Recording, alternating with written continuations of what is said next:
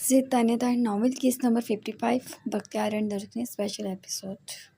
मुलाजमाओं से बात करके वो कमरे में आए तो सामने का मंजर देखकर बेसाख्ता ही लबों पर मुस्कान ठहर गई।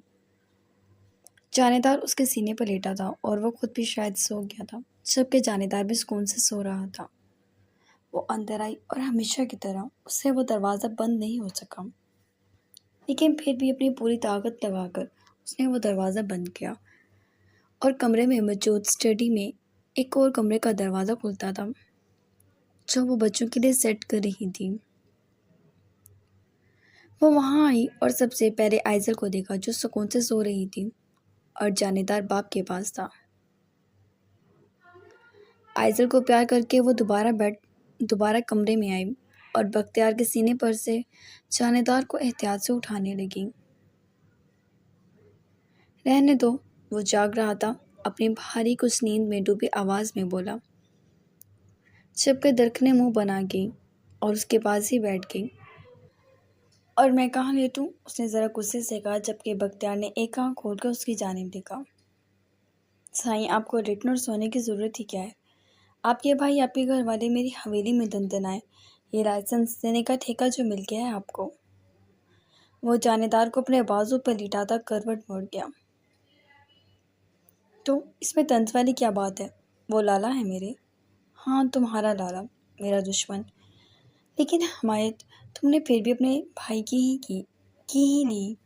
वो बड़बड़ाया। मुझे पता है आप नाराज़ नहीं हैं, हटाएं अब इसको, मुझे भी लेटना है। उसका बाजू झंझोड़ कर बोली। मेरे पास जगह नहीं है, वो अपनी मुस्कुराहट लबों में दबाता बोला। थोड़ी सी प्लीज़। वो आंखें पड़पड़ाती उसकी तवज्जो अपनी जानिब कराने लगी। थोड़ी मेहनत करें साईं, शायद जगह बन जाए, वो बोला, जबकि दरख्त ने गहरा सांस भरा। मुझे ना जानेदार पे कभी कभी बहुत गुस्सा आता है, खासकर तब जब आप सारी तवज्जो से देते हैं। वो मूड बनाकर ज़रा गुस्से से बोली। बख्तियार ने फिर से रुख उसकी जानिब मोड़ लिया। फूले फूले चेहरे से वो अब भी तैयार थी और लिबास वही पहना था जिससे बख्तियार ने उसे मना किया था। बख्तियार ने जानेदार को कुछ फासले पर लिटा दिया और खुद सीधा होकर बैठ गया। मना किया था ना, ये लिबास नहीं पहना, समझ नहीं आती क्या? वो एकदम अपने भारी हाथी गिरफ्त में उसका नाजुक बाजू जकड़ता बोला। दरख्त ने लब दबा गई। इतना गुस्सा करते हैं? वो नरमी से उसके चेहरे पर अपना हाथ रख गई ताकि इस बात को तो वो कम से कम भूल जाए। साईं, आपका नुस्खा मेरे लिए बड़ा पुराना है, ये दाएं तब दिखाइएगा जब मेरा हुक्म हो। फिलहाल जो पूछा उसका जवाब दे। वो उसकी चालाकियों को समझ गया था। दरख्त ने मुस्कुरा भी न सकी। सर झुकागी, अच्छा लगता है मुझे, वो मनमनाई। तो सारी दुनिया को दिखाएंगी? पूरी महफिल आपको देख रही थी, सवाए मेरे। उसका बाजू झटक गया। तो मैंने तो नहीं रोका था, खुद ही गुस्से किए जा रहे थे, वो जल्दी से बोली। मैं गुस्सा कर रहा था, ये मुझे गुस्सा दिला रही थी तुम। वो भड़का। अच्छा ना, अब बस गुस्सा करते रहेंगे, वो बोली तो बख्तियार ने गहरी नजरों से उसे ऊपर से नीचे तक देखा। नहीं, इरादा सिर्फ गुस्सा करने का नहीं है, लेकिन ये ज़रूरी है। बहुत सर पर चढ़ती हो वो फिर। ठीक है, सुना ले मुझे। उसके पास से उठ गई। जबकि उससे पहले वो उससे दूर जाती, बख्तियार ने उसकी कलाई पकड़ी और अपनी सिमत खींचा तो वो उसके पहलू में आ गिरी। इतने ड्रामे सीख कहाँ से लिया आपने साईं? वो मध्यम मुस्कुराहट से उसे अपनी इश्क भरी नजरों से देख रहा था। दरख्त ने मुस्कुरा उठी और उसकी गर्दन में बाजू हाइल कर लिए। एक बात पूछूं? उसने बड़ी चाहत से सवाल किया था, जबकि बख्तियार उसकी गर्दन की खुशबू में गहरी सांस भरने लगा। आइज़ल को नहीं देखते आप? उसके सवाल पर वो जो सर मस्ती में डूबने को तैयार था, सर उठा गया। क्योंकि मुझे इंटरेस्ट नहीं है, संजीदगी से जवाब दिया। क्यों? आपने कहा था वो आपकी बेटी है, और जब मैंने कबूल कर लिया तो आप उससे इस तरह अजनबी हो गए जैसे उसका वजूद भी मौजूद ना हो। उसके घने बालों को संवार रही थी। अगर तुम उस पर तवज्जो न देती तो मजबूरन मुझे देनी पड़ती। ये सब मैंने अपनी चाहत से नहीं किया, सिर्फ इसलिए किया कि कोई और जरीने ना बने, किसी और की परवरिश ऐसी ना हो कि वो जरीने बनकर اپنی سمیت کسی کی زندگی تباہ کرے، بے راہ روی کی طرف لے جائے، جائز ناجائز حلال حرام کو بھلا دے۔ وہ اس کی طرف میں نے اس لیے نہ اور اس کی طرف میں نے اس لیے نہیں دیکھا کیونکہ یہ میری مجبوری ہے۔ اسے یہاں رکھنا، اگر مجھے کوئی بہتر آپشن نظر آتا تو اس ماضی کی تلخ یاد کو اپنے ساتھ کبھی لے کر نہیں چلتا۔ بختیار وہ تو صرف بچی ہے۔ درک نے اس کے لہجے کی نفرت سے خائف ہوئی تھی۔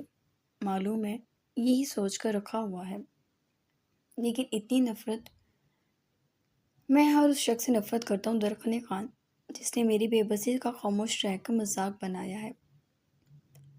مجھے تمہارے باپ سے نفرت ہے کیونکہ اس کے توس سے میری زندگی ایسی ہوئی، اور اپنے رشتہ داروں سے، بریرہ سے، عالم کی ماں سے، اپنے دادا سے، یہ سب وہ جانتے تھے جو جان بوجھ کر سب جانتے تھے۔ یہ سب وہ لوگ ہیں جو جان بوجھ کر سب جانتے ہوئے مجھے اس جہنم میں جھونک گئے جس سے نکل نہیں پاتا۔ میں چاہ کر بھی میں نہیں بلا سکتا کہ وہ میری ماں ہے۔ خیر میں شکایت کسی سے نہیں کروں گا، وہ میری ماں تھی اور میری ہی رہے گی، اور اس کا دیا ہر دکھ بھی میرا اپنا ہے۔ نہ ہی اسے میں تمہارے شانے پر ڈالوں گا اور نہ ہی شریک کروں گا۔ وہ آہستہ آہستہ پہلی بار اس سے اس طرح بات کر رہا تھا، شاید اپنے اندر کی۔ پھر میں سمجھوں مجھ سے زیادہ قیمتی تو آپ کے لیے مراد خان ہے۔ وہ آنکھیں سکیٹ کر اس کے چہرے پر چھائی ثقافت کو کم کرنے کے لیے بولی۔ بختیار نے ایک نظر اس کو دیکھا اور کھل کر ہنسا، اور اس پر سے ہٹ کر وہ لیٹ گیا۔ اس کے ایک طرف اس کی محبوبہ تھی اور دوسری طرف محبت کے نشان۔ کس سے چلتی ہیں آپ؟ کوئی خدا کا خوف کرے، مرد ہے وہ۔ اسے اپنے سینے پر دیکھ کر وہ نفی میں سر ہلاتا بولا، پتہ ہے وہ منہ بنا گئی، جبکہ بختیار کو اس پر جی بھر کر پیار آیا تھا، اور اسے پیار کا اظہار کرتے اس نے ایک جھٹکے سے گڑبڑ لے کر اپنا رخ موڑا اور دوبارہ اس پر کسی ایسے گہرے سیاہ بادل کی طرح چھا گیا جو زور و شور سے برسنے کو تیار ہوتا ہے۔ تو پھر جیلسی کا کوئی جواز نہیں ہے خان آپ کے پاس؟ وہ نرمی سے اس کے لپسٹک سے سجے لبوں کو اپنے انگوٹھے کی مدد سے سہلاتا۔ وہ اس کے چہرے پر جھکا اور کافی شدت سے اس کی سانسوں کو اپنی سانسوں میں گھولنے لگا۔ وہ ہمیشہ بنا کسی نرمی کے اس پر اسی طرح برستا تھا جیسے اس کی جان لے کر ٹلے گا۔ درکنے کو اس کی عادت ہو جانی چاہیے تھی، لیکن پھر بھی اسے عادت نہیں ہو رہی تھی اور وہ ہر بار نئے سرے سے مچل اٹھتی۔ وقت حکم کرے سائیں، بندہ حاضر ہے۔ وہ اس کی سانسوں پر رحم کھاتا دور ہوا اور مسکرا کر اس کے سوجے ہوئے خون چھلکا دینے والے ہونٹوں کو دیکھتا خوش ہو رہا تھا۔ آج سگریٹ کی طلب نہیں ہے؟ وہ شرارتی لہجے میں پوچھنے لگی۔ وہ ہنس دیا، پورا جام دستیاب ہو تو کون دھوئیں میں خود پھونکے گا؟ ہم تو آج آپ کی اور اپنی جان ایک کر دیں گے۔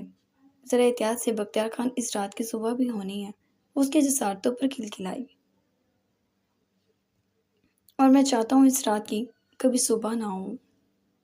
ہاں، اور میرا دم نکل جائے اس بھاری بھرکم بازوں میں۔ ویسے اب کتنے بھاری ہے؟ وہ منمنائی، جبکہ بختیار اسے گہری نگاہوں سے دیکھتا اس کے گالوں کو نشانہ بنا چکا تھا۔ شدت، چاہت، جنون اور اسے بے بس کر دینے کی ضد۔ وہ دور ہوا اور اس کا گال دیکھا جہاں بختیار کے دانتوں کے نشان تھے۔ اس کی آنکھوں میں ہلکی سی نمی تھی۔ بختیار کا قہقہ ابھرا اور درکنے نے اس کے سینے پر مکے برسا دیے، جبکہ وہ اس کے دونوں ہاتھوں کو اس کے سر کے اوپر باندھتا اس کی گردن پہ پیار چھلکانے لگا۔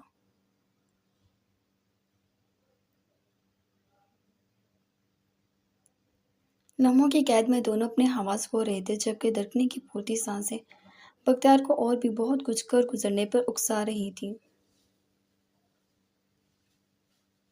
اور وہ ہر حد پار کر دینے کو تیار بھی تھا۔ اس کی جسارت اور شدت درکنے کے لیے سہنا بہت مشکل تھا، مگر اب تھوڑی بہت ہی صحیح عادت ہونے لگی تھی۔ مدھم سرگوشیاں جو اس کے کان میں ساتھ کے ساتھ کر رہا تھا، وہ آواز باختہ سی ہو جاتی، جبکہ بختیار کا قہقہ بلند ہوتا اور اس پر اپنی چاہت کی برسات کر رہا تھا کہ اچانک ہی جانیدار کے رونے کی آواز پر بختیار نے چہرہ موڑ کر ناگواری سے دیکھا۔ ہٹیں، وہ اسے ہٹانے لگی۔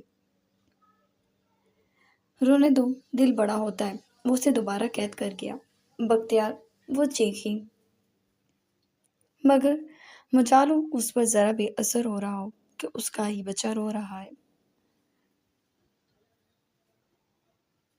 تو یہاں پر ہماری کہانی ہوتی ہے ختم شد۔ امید کرتی ہوں آپ کو یہ ناول اچھا لگا ہو، اور انشاءاللہ کل ہم ملیں گے ایک نیو ناول کے ساتھ۔ تب تک کے لیے اللہ حافظ۔